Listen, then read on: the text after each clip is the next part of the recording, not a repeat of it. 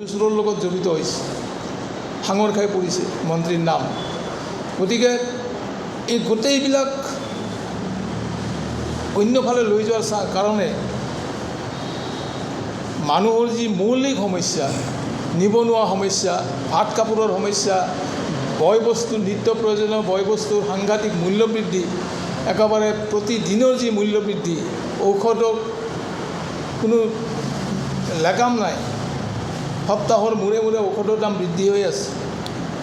গতিকে মানুহ অসমৰ জনসাধাৰণ অৰ্থনৈতিকভাৱে ভাঙি পৰিছে, বিক্ষুব্ধ হৈছে। গতিকে এই গোটেই ঘটনাবিলাক অন্যফালে লৈ যোৱাৰ কাৰণে এটা বিভাজনবাদী ৰাজনীতিৰ মাজেদি অসমৰ ৰাজনীতিক লৈ যোৱাৰ মাজেদি ২৬ৰ নিৰ্বাচনত যাতে বিজেপিয়ে পুনৰ শাসনত আহিব পাৰে, এই প্ৰস্তুতি তেওঁলোকে লৈছে, এই প্ৰচেষ্টা চলিছে।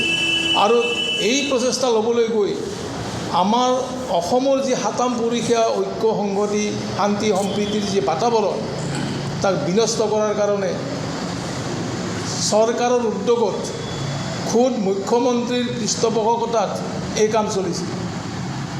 মুখ্যমন্ত্ৰীয়ে একেবাৰে মুকলিভাৱে কৈছে, আজি কেইদিনমান আগত শিৱসাগৰৰ যিটো ঘটনা, মুখ্যমন্ত্ৰীয়ে একেবাৰে মুকলিভাৱে এই ঘটনাৰ তেওঁ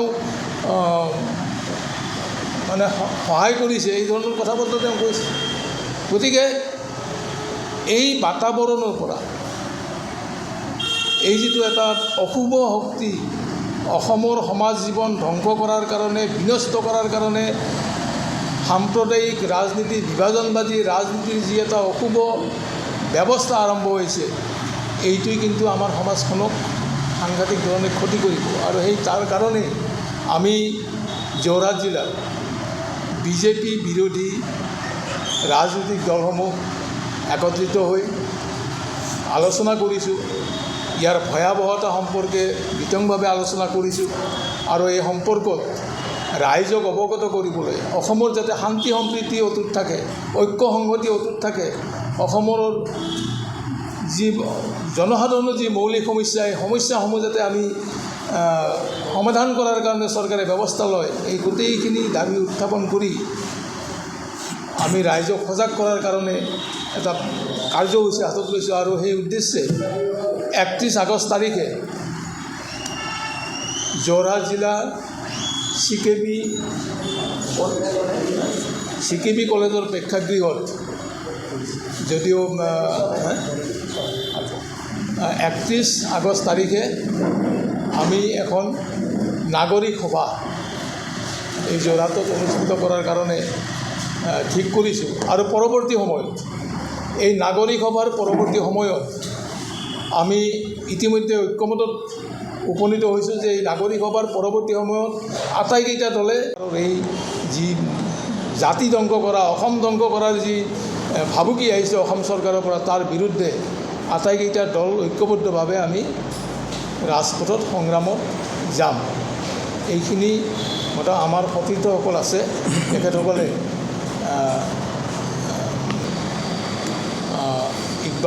আছিক ইকবাল হাজৰিকাক কিছু বক্তব্য ৰাখিবলৈ।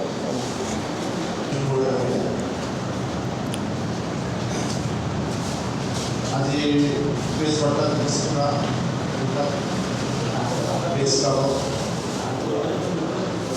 আমাৰ সন্মানীয় সাংবাদিক বন্ধুসকল, লোকসভা নিৰ্বাচনত পৰাজিত আৰু তেওঁৰ ৰাজনৈতিক বন্ধু বৰদলৈ আঁচনিৰ দুই লোকসভা নিৰ্বাচনৰ বিফল পৰাজয়ৰ পিছত তেওঁ অসমত তেওঁৰ যিটো ৰাজনৈতিক ক্ষতিৰ সন্মুখীন হ'ল, সেই ক্ষতিৰ পৰা হয়। আৰু আগন্তুক সময়ত তেওঁ ২০২৬ চনৰ নিৰ্বাচনৰ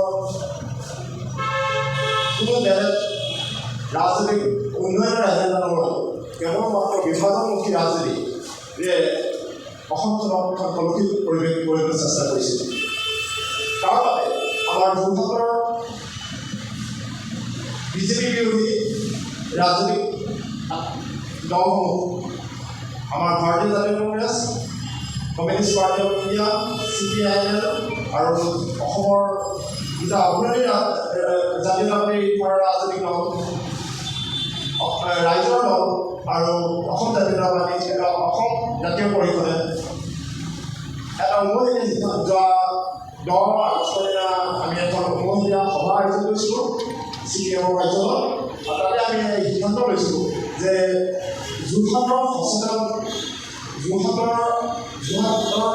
সাংস্কৃতিক নগৰ যোৰহাটক এই মুখ্যমন্ত্ৰীজনৰ এই বিভাজনমুখী ৰাজনীতি এই যে পৰিৱেশ প্ৰদূষিত নকৰে তাৰ উদ্দেশ্যে সচেতনতাৰ বাবে আমি নাগৰিক সভা তথা প্ৰেছবাৰ্তা নাগৰিক সভা তথা বিভিন্নমূলক প্ৰতিবাদী কাৰ্যসূচী বৰ্তমানৰ চৰকাৰখনে পালন কৰা এই সম্প্ৰদায়ৰ বিভাজনমুখী উচ্ছেদৰ আলোচনা সম্প্ৰদায়ৰ বিভাজনমুখী ৰাজনীতিৰ বিৰুদ্ধে আমি জোৰদাৰ প্ৰতিবাদ কৰিব লাগিব।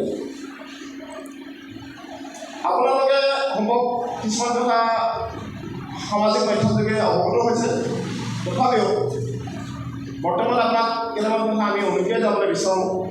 বিশেষকৈ যোৱাকালি সামাজিক মাধ্যমৰ গুৱাহাটী হাইকোৰ্টৰ এটা খুব ভিডিঅ' ভাইৰেল হৈ আছে যে ডিমা হাছাত প্ৰায় 30,000 বিঘা যিটো STBৰ মাটি আদানী গ্ৰুপক পাৱাৰ প্লেণ্টৰ বাবে দিয়া হৈছে। এনেকৈ যোৰহাট গোটেই অসমত তেওঁলোকে যিটো তেওঁলোকৰ মিডিয়াত প্ৰচাৰ হৈছে কিন্তু বহু জনজাতীয় অঞ্চল তেওঁলোকে অধিগ্ৰহণ কৰি কোঅপাৰেটিভ সহায় কৰিছে। পিছত যিসকল বিদেশী ধৰ্ম নিৰ্বিশেষে সকলোকে বহিষ্কাৰ কৰিব লাগে, এয়াই আমাৰ প্ৰতিষ্ঠিত ষ্টেণ্ড।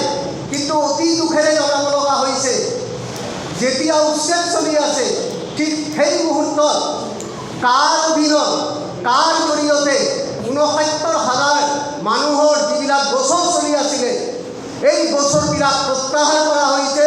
আজি এই মঞ্চৰ পৰা আমি প্ৰত্যাহ্বান জনাইছোঁ, আমি আহ্বান জনাইছোঁ, আমি অনাগত দিনত যি ৰাজনৈতিক আন্দোলনৰ ৰাজপথৰ আন্দোলনৰ ঘোষণা ইতিমধ্যে কৰিছোঁ, তাত আমাৰ এটা ইছ্যু অৱশ্যেই হ'ব যে অসম চুক্তি বিনষ্টকাৰী কাৰ অধীনত যি বিদেশীবিলাকক সংস্থাপন কৰা হৈছে তাৰ বিৰুদ্ধে তীব্ৰ গণ আন্দোলন আৰু জনমত গঠন কৰা।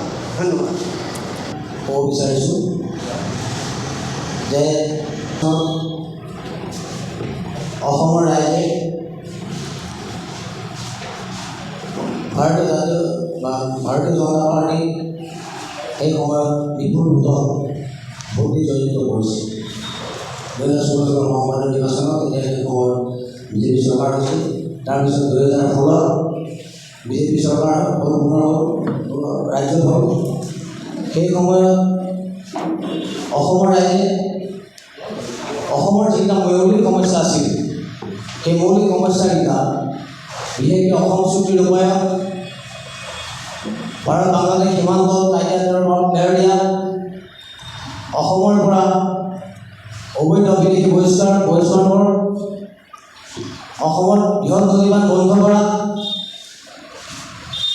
ইয়াৰ উপৰি 6 জনগোষ্ঠী জনজাতিকৰণ কৰা, এতিয়া যিখিনি মৌলিক আমাৰ সমস্যা অসমত আছিল সেই সমস্যাবিলাক সেই সময়ত ভাৰতবৰ্ষৰ প্ৰধানমন্ত্ৰী মোদী ডাঙৰীয়াই অসমলৈ আহি সেই সময়ত উদাত্ত কণ্ঠৰে কৈছিল যে 2014 চনৰ 16 মে'ৰ পিছত অসমৰ পৰা বাংলাদেশে কাৰ্যকলাপ আৰম্ভ কৰিব। সেই 2016 চনৰ সেই সময়ত অসমৰ ৰাইজে ভাবিলে যে অসমত এখন বিদেশীমুক্ত অসম হ'ব, অসম চুক্তি আকৌ এবাৰ ৰূপায়িত হ'ব। সেইকাৰণে অসমৰ ৰাইজে আমি সেই সময়ত ভাৰতীয় জনতা পাৰ্টীক ভোট দি জড়িত কৰাইছে। 2016 চন আহি ৰাজ্যৰ নিৰ্বাচন হ'ল। সেই সময়ত ভাৰতীয় জনতা পাৰ্টীয়ে সেই সময়ত ক'লে দেশ জাতি ভেটি মাটি আমি ৰক্ষা কৰিব লাগিব, জাতি ভেটি মাটি ৰক্ষা কৰিবৰ কাৰণে আমি বিজেপিক জড়িত কৰিব লাগিব 2016। আৰু সেই সময়ত অসমৰ মানুহে হলকম ছাত্ৰ সন্থাৰ পৰা যুৱ সৰ্বাংগ চাই এজন জাতীয়তাবাদী চিন্তাধাৰাৰ চাই অসমৰ মানুহে সেই সময়ত পুনৰ বিজেপি দলক ক্ষমতালৈ আনিলে জাতি ভাতি ভেটি মাটি ৰক্ষাৰ স্বাৰ্থত। 2021 আহি 2021 আকৌ বোলে শৰাই ঘৰ শেষ হ'ল। প্ৰত্যেকটো নিৰ্বাচন তেওঁলোকে অবৈধ বিদেশী অসম চুক্তিৰ এই প্ৰত্যেকটো বিষয় আমাৰ যিটো মৌলিক বিষয় এই মৌলিক বিষয় সংস্থাপন কৰাৰ অৰ্থ কি? গতিকে এই কথাই কৰিবৰ কাৰণে কিছুমান নক'বলগীয়া কথা কৈ আমাৰ মানুহক আৱেগিক কৰি থকাৰ এটা ছিষ্টেম তেওঁলোকে কৰিছে। গতিকে ইমান ধৰণে এবাৰ নহয়, দুবাৰ নহয়, তিনিবাৰ নহয়, চাৰিবাৰকৈ আমাৰ মানুহক এনেধৰণে কথা কৈ অভ্যাস কৰিব নোৱাৰে বুলি আমাৰ বিশ্বাস। আমি এই কথাকেইটা ক'লোঁ আৰু আমি আশা কৰিছোঁ যে অনাগত দিনত আমাৰ যোৰহাটবাসীয়ে বিশেষকৈ এইখিনি বিষয়ৰ ওপৰত চকু ৰাখিব। আমি সঁচা কোনটো মিছা কোনটো তথ্য সহকাৰে সকলো আপোনালোকে জানে, সকলোৱে গম পাইছে। গোটেই কথাখিনি এষ্টাব্লিছ কৰি আপোনালোকে অসমৰ জনসাধাৰণক দেখুৱাই দিয়ক যে যোৰহাটৰ মানুহে এতিয়াও এনেকুৱা ধৰণৰ আৰম্ভ কৰাৰ কথাত আমি ভুল নাযাওঁ। আমি নিজৰ স্থিতিত অকল আমাৰ মৌলিক যিখিনি সমস্যা আছে, বাকী সমস্যাখিনি ওপৰত কথা কৈছে, মূল্য বৃদ্ধিৰ সমস্যা আদি কৰি আমাৰ সকলো সমস্যা যিখিনি আছে, এই আমাৰ নিবনুৱা সমস্যা, এই গোটেই সমস্যাবিলাকৰ কথা আওকাণ কৰাই এটা নতুনকৈ তেওঁলোকে নিৰ্দেশ সৃষ্টি কৰি আমাৰ মানুহক আগুৱাব গৈছে। গতিকে এই কথাখিনি ক'লোঁ। আমি আশা ৰাখিছোঁ আমাৰ বিশেষকৈ যোৰহাটৰ উজনি অসমৰ জনসাধাৰণে এই গোটেই বিষয়খিনিত মনোনিৱেশ কৰিব আৰু আপোনাৰ পৰা এই সস্তীয়া কথাত ভুল নাযায়, প্ৰেক্টিকেল বাস্তৱ কথাৰ দৰে তেওঁলোক